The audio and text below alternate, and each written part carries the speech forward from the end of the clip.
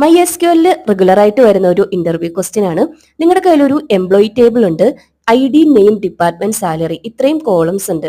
ഇതില് second highest salary കണ്ടുപിടിക്കാമോ? നിങ്ങൾക്ക് അറിയാവുന്ന സൊല്യൂഷൻ കമന്റ് ബോക്സിൽ പറയാട്ടോ. ഞാനൊരു സൊല്യൂഷൻ സജസ്റ്റ് ചെയ്യാം. അത് എക്സാക്റ്റ് ആയിരിക്കണം എന്നൊന്നും ഇല്ല കേട്ടോ. ബെറ്റർ സൊല്യൂഷൻ ഉണ്ടെങ്കിൽ കമന്റ് ചെയ്യാൻ മറക്കല്ലേ. നമ്മൾ ആദ്യം ഈ ടേബിളിന്റെ ഹയസ്റ്റ് സാലറി കണ്ടുപിടിക്കുക. അഗ്രിഗേറ്റ് ഫംഗ്ഷൻ മാക്സ് യൂസ് ചെയ്തിട്ട്. ഇതാണ് ക്വറി കേട്ടോ. എന്നിട്ട് ഇതൊരു സബ് ക്വറി ആയിട്ട് സെറ്റ് ചെയ്യാം. അതുകൊണ്ട് ഒരു ഔട്ടർ ക്വറി എഴുതണം. ആ ക്വറി എഗെയിൻ ഈ ടേബിളിന്റെ ഹയസ്റ്റ് സാലറി കണ്ടുപിടിക്കുന്നതാണ്.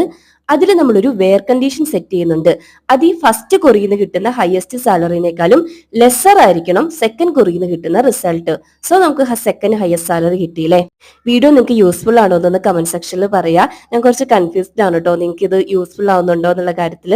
ഒരു കുഞ്ഞു ചാനലല്ലേ, സബ്സ്ക്രൈബ് ചെയ്ത് സപ്പോർട്ട് ചെയ്യാട്ടോ.